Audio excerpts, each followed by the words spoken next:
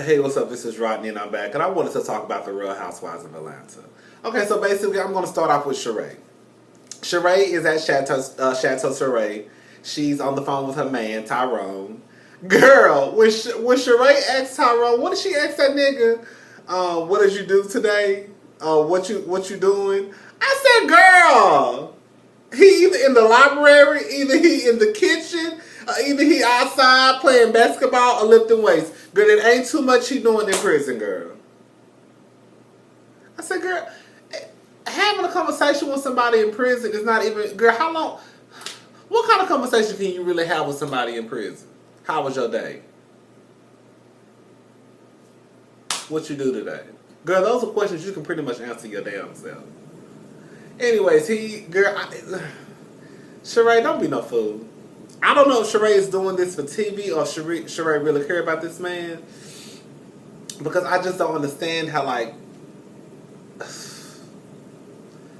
he talking about how he gonna make her breakfast how he gonna make her breakfast It's something about a con artist. I'm not saying just because you con somebody one time that means that you're a con for the rest of your life, or just because you lie one time gonna mean you're gonna lie for the rest of your life. But it's just something about somebody who has a con artist stamped to their name that makes me a little bit.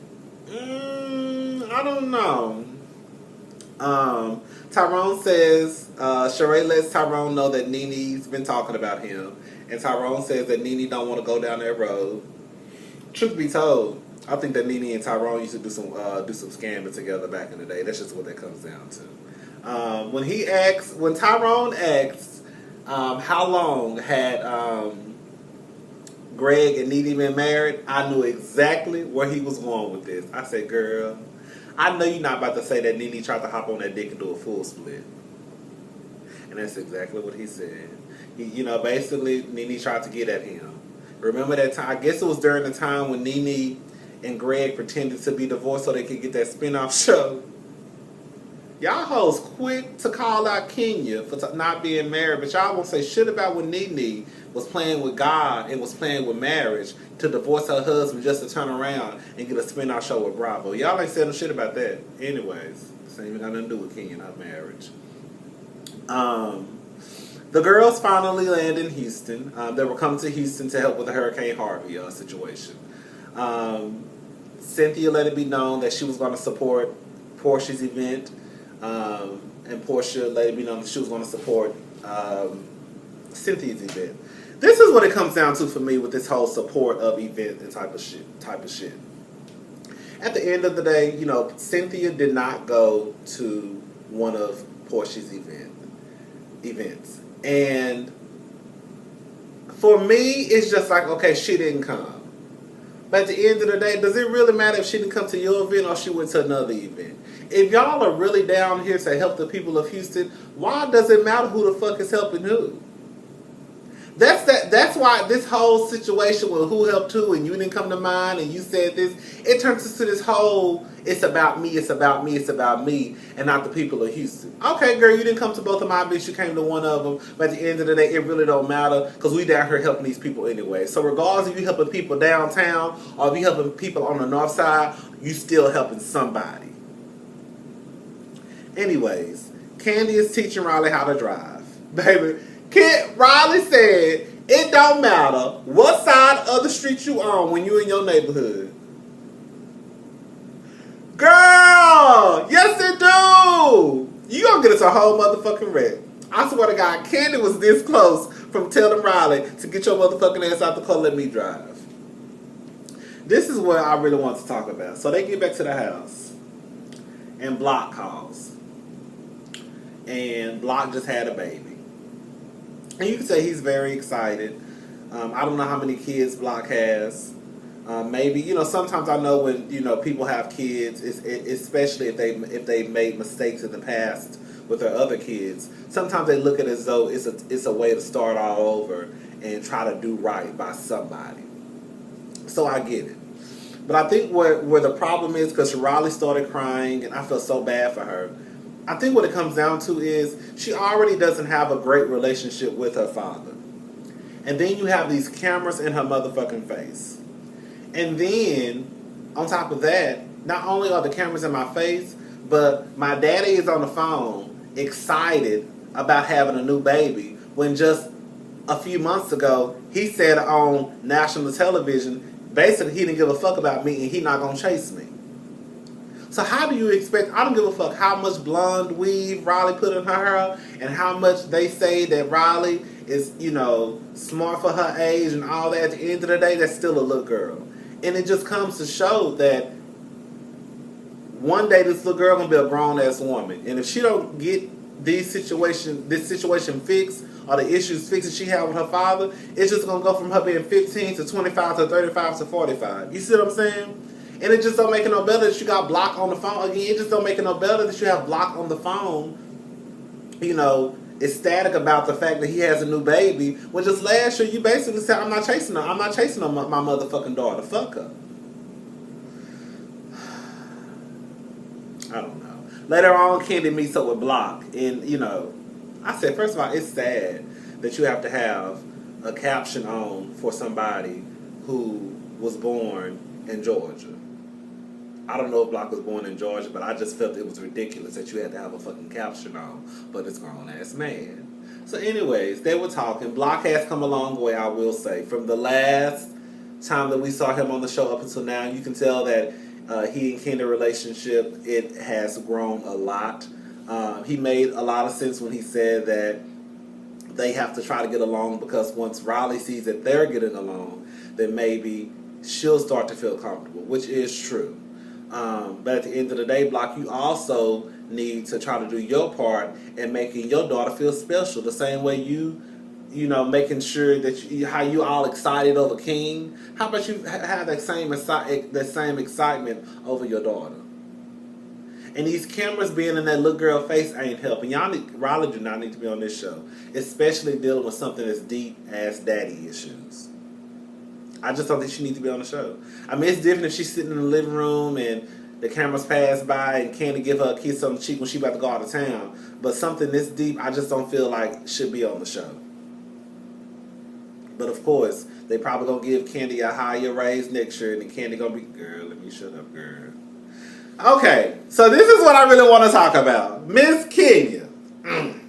So Kenya comes into town. Some people are like, oh, Kenya just came to town just to upstage the other girls. Girl, Kenya has family in Houston. If y'all really thought that Kenya was not about to come to Houston when she has family down here, nieces, brothers, and shit, like, come on now. Let's just be honest about the situation. Okay, I will say this much. Because I'm Team Kenya. But I will say this much. When Shamia walked up to that house, and she was calling Kenya to see where they were located, I felt like Kenya could have just said, girl, we at the White House, it's some vans outside. I think the reason why Kenya partly was frustrated was because it's kind of like, girl, you know where we at, girl. You see production crew outside. You see Bravo vans outside. Girl, why are you calling my motherfucking phone trying to get a moment on TV? I think that's where Kenya was coming from, honestly and truly. But Kenya could have just said, girl, we up the street, girl. It's 2 white vans outside. Click. I will also say that people were like, oh, Kenyans. I was on Twitter the other night.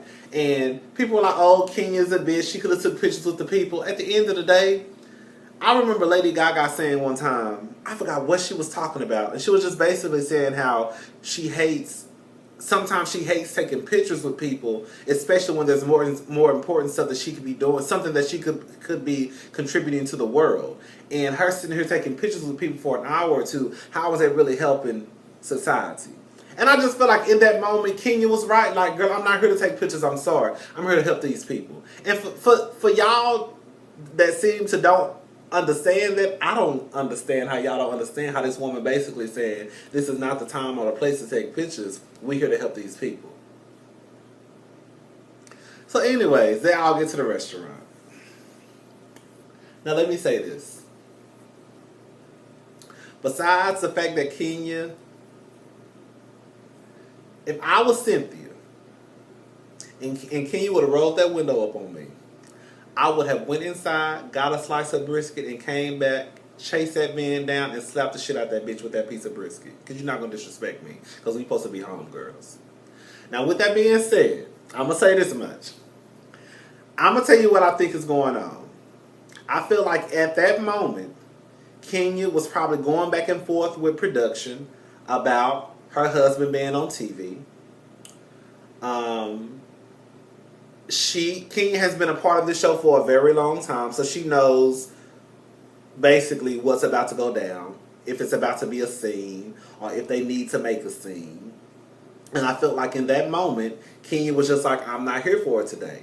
Like, these motherfuckers trying to take this $1 million paycheck away from me because I don't want to show my man on TV. And now I got to come here and argue about some petty ass shit. Which honestly and truly, it was some petty ass shit. That conversation was nothing that needs to be discussed. Kenya even told Shamia, I'm sorry if I made you feel that way.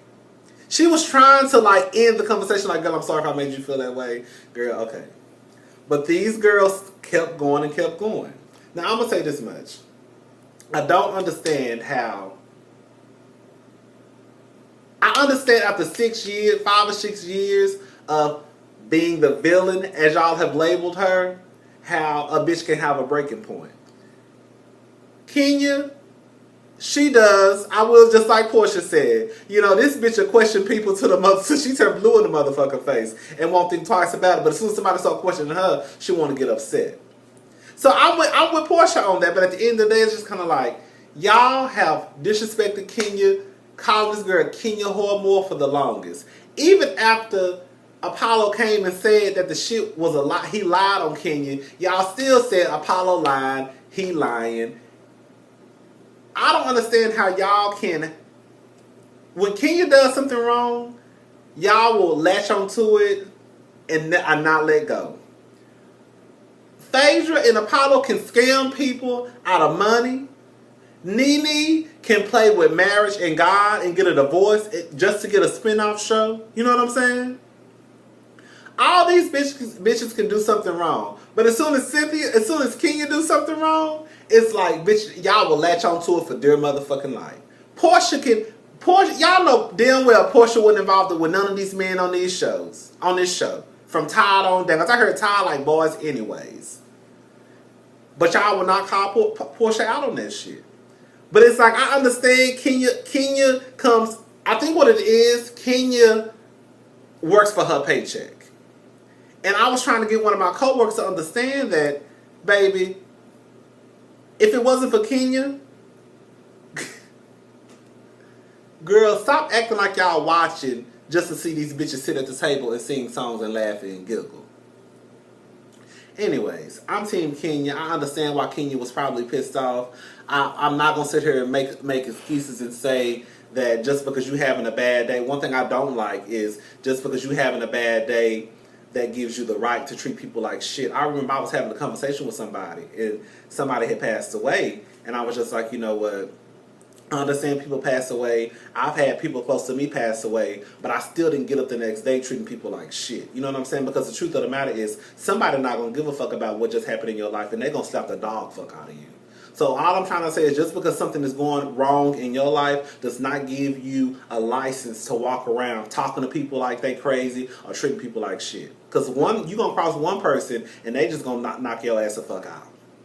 Now with that being said, Kenya did try to end the conversation like, y'all, let's talk about this another day. I'm not in the mood. I'm tired. Girl, I'm sorry if I made you feel this way. And they kept going and going and going and going and going and going and going. And then even after that, even after Kenya got up, I already know production sit Portia back there. Do y'all really think Portia got out her seat, knowing at the end of the day, Portia and Kenya really don't care for each other? Do you really think out of all the people at the table, Cynthia would have more than likely gotten up to go check on Kenya before Portia did? But I'm telling you, production told Portia to go back there because they knew Kenya was upset. And if Portia walked back there, they could probably get more of a better scene. You see what I'm saying? Like, at the end of the day, girl, I really think what it comes down to again is Kenya was upset at production. They going back and forth about Mark being on the show, and she probably had just got into an argument with somebody earlier that day, and now she got to sit here in front of these bitches' face. And Kenya didn't feel like being this, you know what, I'm tired, I'm done, like, I don't want to talk about this, my nerves bad, I'm not